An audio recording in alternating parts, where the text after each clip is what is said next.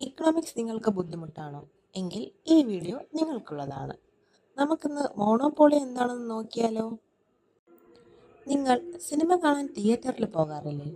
അവിടെ പോപ്കോണിന് എന്താ ഇത്ര വില? നിങ്ങൾ എപ്പോഴെങ്കിലും ചിന്തിച്ചിട്ടുണ്ടോ? 20 രൂപയുടെ പോപ്കോൺ 200 രൂപയ്ക്ക് മേടിച്ചിട്ടുണ്ടോ? അവിടെ നിങ്ങൾ കാണുന്ന ഇക്കണോമിക്സ് ആണ് മോണോപോളി. മാർക്കറ്റിൽ ഒരു രാജാവ് മാത്രം, മീൻസ് സിംഗിൾ സെല്ലർ. മത്സരിക്കാൻ ആരും തന്നെയില്ല, നോ കോമ്പറ്റീഷൻ. പുറത്തുനിന്ന് ആരെയും കടത്തിവിടുകയില്ല, high entry barriers. Because you have no choice. അവർ തീരുമാനിക്കുന്നതാണ് വില, മീൻസ് പ്രൈസ് മേക്കർ. വിശന്നാൽ പോപ്കോൺ അല്ലാതെ വേറെ മാർഗമൊന്നുമില്ല, നോ സബ്സ്റ്റിറ്റ്യൂട്ട്. പുറത്തുനിന്ന് ഭക്ഷണം കൊണ്ടുവരാൻ സെക്യൂരിറ്റി സമ്മതിക്കില്ല, ഹൈ ബാരിയേഴ്സ്. ഒരേ സാധനം പല വില, ക്യാഷ് ഉള്ളവന് 200, സ്റ്റുഡൻറ് ID കാണിച്ചാൽ 150.